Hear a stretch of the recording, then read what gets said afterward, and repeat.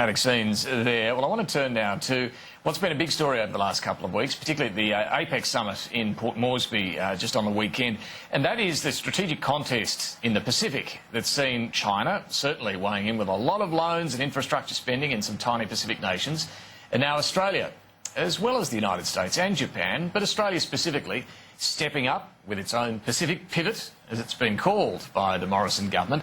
And amongst other things, a naval base upgrade in PNG, of course the undersea internet cables that we're helping to fund for the Solomon Islands, but now also a new $2 billion infrastructure loan facility as well. The former Minister for International Development, Concetta Fierravanti-Wells, has taken a long interest in the Pacific and has long expressed concerns about some of the debt being loaded up on tiny Pacific nations. And the Senator joins me now. Thanks very much for your time this afternoon. Hi, David. Do you think Australia's got the right approach here with the sort of offerings that you've heard in the last couple of weeks? Look, can I just say the issue about Step Up, David, has been something that I worked very, very hard for. And there's a lot in the package that we have announced in the Pacific that is as a direct consequence of that. Let's not forget that the Pacific is now one of our 5 priority areas, and I worked very hard to ensure that it was one of those 5 priority areas. Now, I have long advocated for Australia to spend a lot more of its ODA in the Pacific. This is our neighbourhood, and our allies expect us to focus our assistance in this area. So I would like to see a lot more of our overseas development assistance spend in the Pacific. Now, having said that, there's quite a number of things that have been announced which I think are very good and are an extension of some of the things that we are already doing. Now, on the facility, I just raise a couple of words of caution, and that is that clearly debt is an issue in the Pacific. We think that there's about $5 billion worth of debt in the Pacific. About $2 billion of that is owed to the multilateral banks, and about $1.5 billion of that is owed to Beijing and Chinese banks.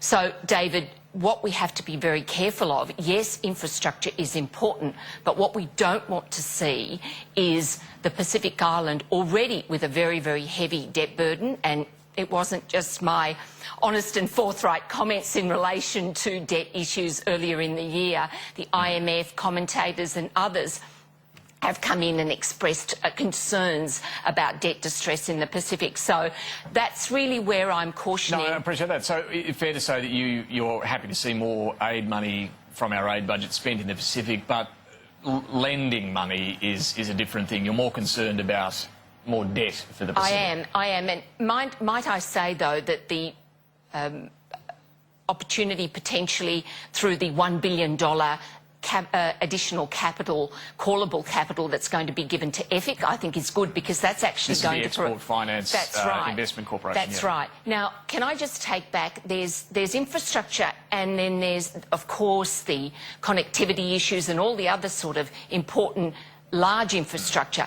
And then there's what I call the small stuff, the important stuff, the community stuff, the village hall, the schools, the community centres, the hospitals, that are often the first to be affected when there's a cyclone or a tsunami or something like that. And one of the highest priorities for the Pacific Island peoples, the Pacific Island Forum, and very much the direction that it has taken, is the establishment of what's been termed a Pacific Resilience Fund, a fund that would be capitalised by countries, hopefully like Australia, making a contribution, but enabling Pacific Island countries to draw very small amounts at very, very concessional levels, a fund that's independent, and that it isn't a situation where countries will owe a particular country. And that's really where I would like to see us putting a good portion of that $2 billion. Rather than incurring more debt, I'd like to see it put into this fund to deal with the highest priority for the Pacific, which are adverse climatic events and building resilience, because after all, 7 of the 10 most disaster-prone countries are actually in our neighbourhood. A couple of other issues, Senator. The debate about immigration right now. The Prime Minister this week has flagged there will be a cut in the permanent migration intake cap. Where do you stand on this? Do you think there should be a reduction in overall immigration, and where should it be? Look, I think that immigration has always been a feature of our past, of our present, and it will be in the future. But immigration, as it always has been a response to Australia's needs in terms of when my parents came out here, they came to this country because there was a job available and they wanted to build a better life for themselves and for their children.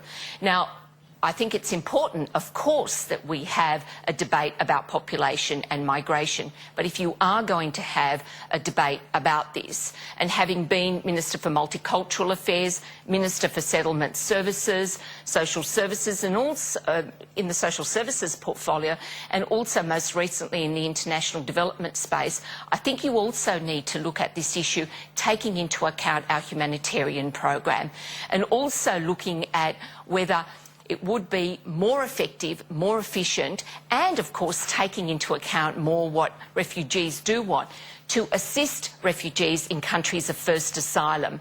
And so I think you do need to, as part of that debate about migration, I think it's time that we started to have a debate also taking into account our current humanitarian program and whether it's more cost effective. For example, when we took the Syrian cohort of 12,000 people, that cost $840 million over the forward estimates. Now, in recent years, we have been putting more resources into countries adjacent to the Syrian conflict, Lebanon, Jordan, where it's been much more cost-effective to assist those countries to then give humanitarian assistance in the first instance, so when the time comes, those refugees can go back to their country of origin. So, just to be clear on that, you're suggesting we could reduce our humanitarian intake and spend more in the, well, neighbouring countries where they're fleeing to immediately?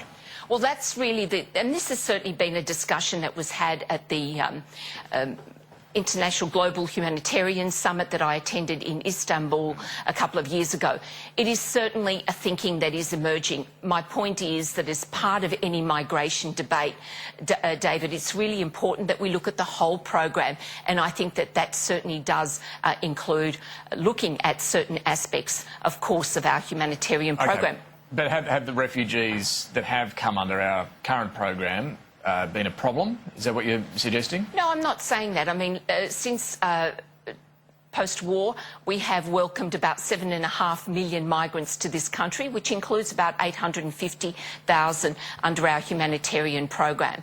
What we've seen, particularly with the move of people from the Middle East, particularly as a consequence of the Syrian conflict, many left because they were not able to get education and health facilities, particularly for their children. They didn't leave immediately. They left after a number of years. So, again, the work that's being done in those countries of first asylum is really important, especially to assist in returning people to their country of origin. So in other words, if the Prime Minister is looking at reducing permanent immigration, this would be an area you think would be ripe for the picking. We could spend more to help them closer to home, but reduce that refugee intake. Well, I'm just saying, David, it is, if you're going to have a good discussion, and I'm very happy that we are having a discussion about population and migration, I think you have to look at the whole migration program in its totality.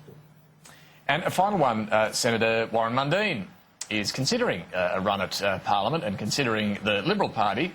What do you think as a New South Wales Liberal Senator? Would he be a good addition to the Senate ticket there?